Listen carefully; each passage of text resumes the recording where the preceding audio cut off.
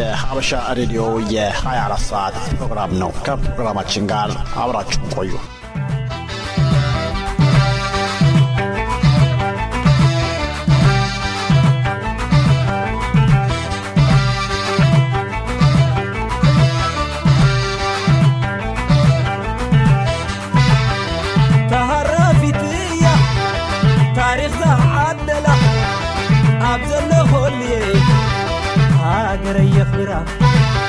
هاجر يخبر بريرة بسماي بريرة ببحري هاجر يكملس كان أبر بخبري كان أبر بخبري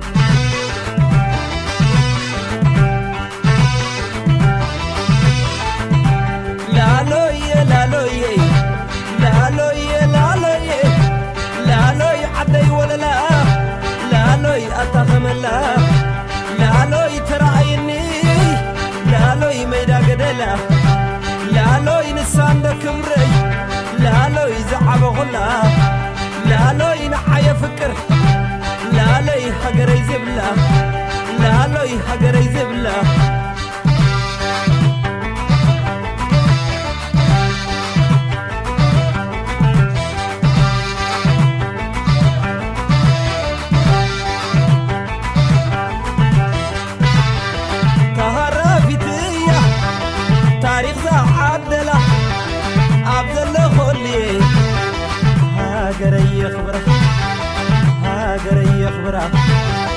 بريرة بسماي بريرة ببحري هاجري كملس كان أبر بخبري كان أبر بخبري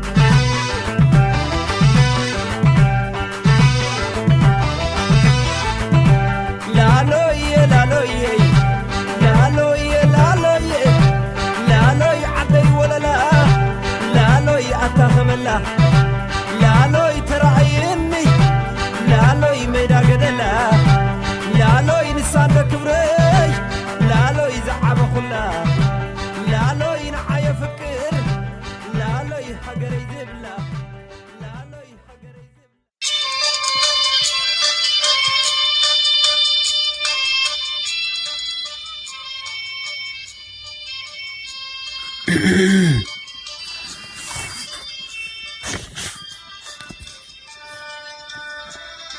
ጎንደር እንደ ፈካዋ በምትስቅበት በዚህ ዘመን አንድ አስደንጋጭ ወሬ መላ ከተማውን አሸብረው ከእንዲት አነስተኛ ቁልቤት ከምታህል መንደር የመነጨው ወሬ በድብቅ እንዲያዝ ንጉሡ ጥረት ቢያደርጉም የወሬው ምንጭ ግን ጅረት ሆኖ ሀገሩን ሁሉ አደረሰው። ጎንደርን አልፎ አዲስ አበባ ታዲስ አበባ አልፎ ዋሽንግተን ዲሲ ድረስ ደረሰ። ንጉሡ አቤቶ ኢያሱ ነጋሪት አስጎዝመው አዋጅ ቢያስነግሩም የሕዝቡ ፍርሃት ግን ሊሰክን አልቻለም። አዋጅ ነጋሪው እንጥሉ እስኪወርድ ድረስ ይለፈልፍ ጀመር። አዋጅ አዋጅ አዋጅ የሰማ ላልሰማው አሰማ ከጃን ተከል ዋርካ ፊት ለፊት ከአደባባይ ኢየሱስ በስተ ምስራቅ ከቤተ መንግስት በስተ ባህር ያለው ቅጠሉ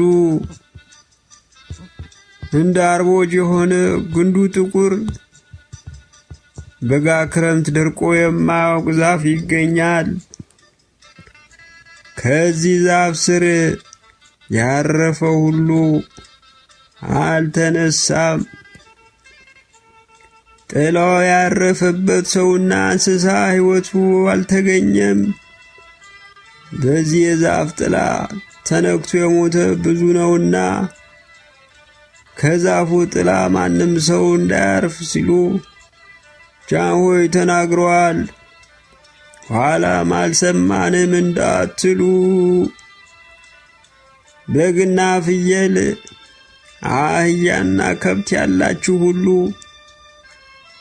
እንስሶቻችሁን ወደ ዛፉ ጥላ እንዳይሄዱ አግዱ፣ ዶሮዎቻችሁንም ቢሆን ጠብቁ። ይህን ቀዛፊ ዛፍ ለማየት መላ ጎንደር ነቅሎ ወጣ። ለገበያ የመጣው ሁሉ የዛፉን አስፈሪ ወሬ ይዞ ስለሄደ ከምጽዋ እስከ አክሱም ከቋራ እስከ ጎጃም ዛፉን ለማየት የመጡ ነበሩ። ብዙም ለወሬ ጆሮ አይሰጡም የሚባሉት ደገኞቹ እንኳ ፈረሳቸውን ኮልኩለው መጥተዋል። እነ ምስራችና እነ ሰናይት እነ ጋሻውና እነ ዳኒ እንኳ ከዚህ ለመሄድ አስበው ነገሩ እውነት ላይሆን ይችላል ብለው መቅረታቸውን ሰምተናል። ዛፉ ከነፋስ እንኳ የሚያንቀሳቅሰው ይመስል በጸጥታ ሽምችም ያለ ጥልቅ አረንጓዴ ቅጠሉን እንደ አርበኛ አበጥሮ ቆሟል። በዙሪያው የወዳደቁ የእንሰትና የአዕዋፍ አስክሬኖች ይታያሉ። ይህ የከፋው ዘመን ጀንበር ምልክት ነው ይላል አንዱ። ኧረ የለም፣ ታላቁ ፋሲል ረገሙን ይሆን እንዴ? አቤት ሆን ዮሐንስ አስቀይመን ነበርን? አቤት ኢየሱስ ቢሆኑ ቂም ይዘውብን ይሆን እንዴ? ይላል ሌላኛው። ሰው ሁሉ የራሱ ፍልስፍና ማውራት ጀምሯል። ሁሉም አንዱን እየተቀባበለ ለሌላው እያዳረሰ ከተማው የጉድ አገር ሆኗል። በዚህ ሰሞን ህዝቡ ዛፉ እንዲቆረጥለት አጥብቆ ስለጠየቀ ታላቁ ኢያሱ ከአያቶቻቸው ከፋሲል ቤተ መንግስት ወጥተው ከዣን ተከል ዋርካ ስር ለጉባኤ ተቀመጡ። ስለ ዛፉ መቆረጥ ህዝቡንና ሊቃውንቱን እንዲመክሩበት አደረጉ። በዚህ ጉባኤ ላይ ታላቁ ባለቅኔ ክፍለ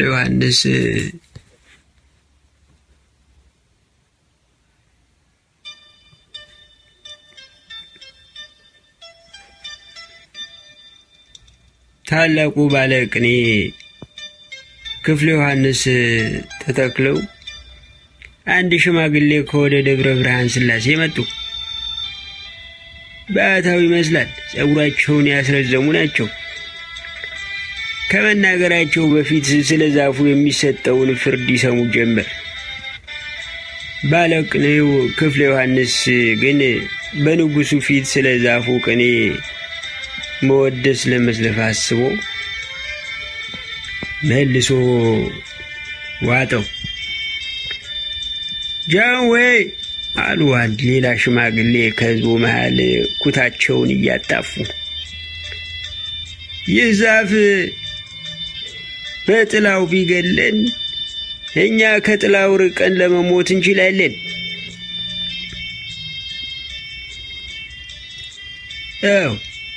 ይህ ዛፍ በጥላው ቢገለን እኛ ከጥላው ርቀን አለመሞት እንችላለን። የዛፉ ጥላ ጠዋትና ማታ በፀሐይ አንጻር ስለሚረዝም መርዘም እስከሚችልበት ያለውን መሬት ተለክቶ ታጥሎ መቀመጥ ይችላል። ነገር ግን ጃንሆይ ይህ ዛፍ እዚህ ቆሞ አይቀርም። ፍሬ አፍርቶ ፍሬውን በነፋስ ወይም በወፎች ከተበተነ አገር ያዳርሳል። በዚህ ምክንያት ራሱን በአገራችን አራብቶ ይጨርሰናል ማለት ነው።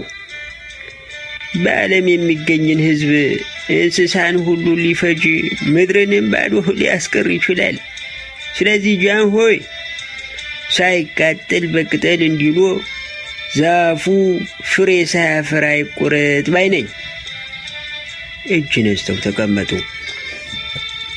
አንድ ሌላ ጎበጥ ያሉ ጎልማሳ ሰው ከሚያጉረመርመው ህዝብ መሃል ድምፁን ዘለቅ አድርጎ ህዝቡን ጸጥ ያሰኘው።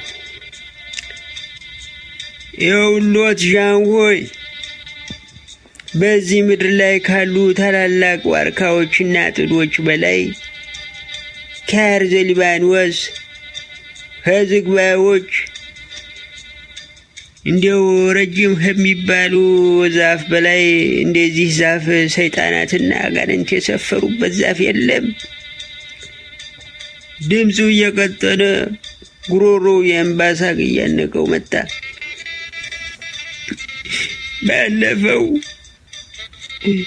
ባለፈው ሳምንት ከዘባ ልጄን አበባ የመሰለ ልጄን ቀብሬያለሁ። ይኸውም በዚህ ጥላ ስር ሳያውቅ በማረፉ ነው። 10 እርምጃ ሳይራመድ ልንቁስቁስ ብሎ ወደቀ። ድፍት ልበልለት ልጄ፣ ወዳጄ፣ ልጄ። እና ጃንሆይ ይህ ዛፍ ካልተቆረጠ ማን በጤና ይኖራል ብሎ እንቅልፍ ማነው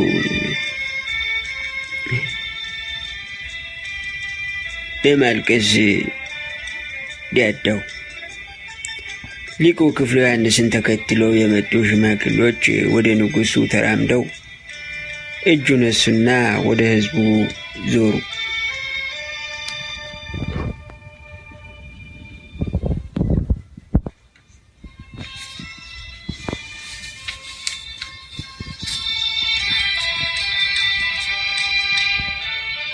ተነሱና በተራቸው ሁላችሁም ያላችሁትን አዳምጫለሁ።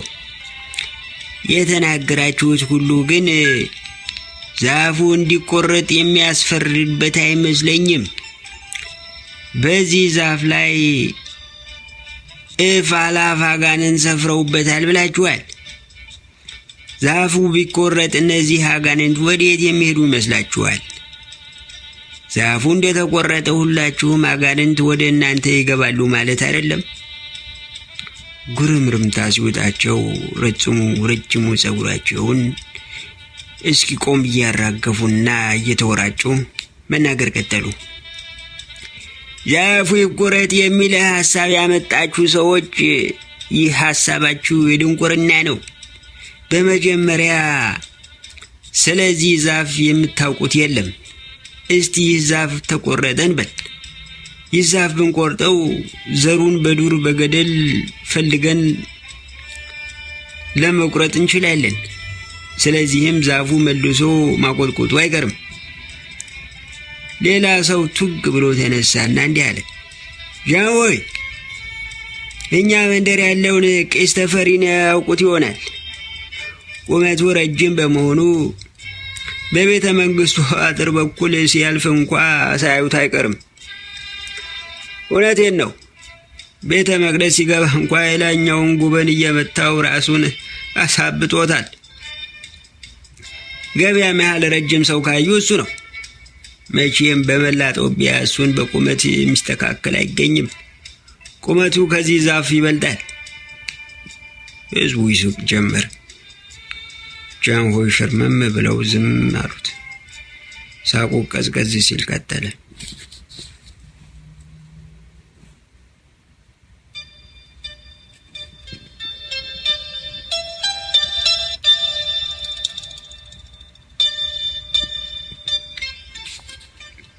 እኔ ስለ ቄስ ተፈሪ ቁመት ቅኔ መወድስ እየዘረፍኩ አይደለም። ቁመቱ ረጅም ስለሆነ ውሃ በቅምጭና ይሰጠውና ይህን ዛፍ ያጥምቀው፣ ጋኔኑ ጮሆ ይወጣለታል። በዚህ ዛፍ ላይ የሰፈረ ጋኔን ሁሉ እየወሸከተ ይሄዳል። የቄስ ተፈሪ ቁመት ለዚህ ያገለግላል። አሁን ቄስ ተፈሪ እዚህ ህዝቡ መሃል ተቀምጦ ካለ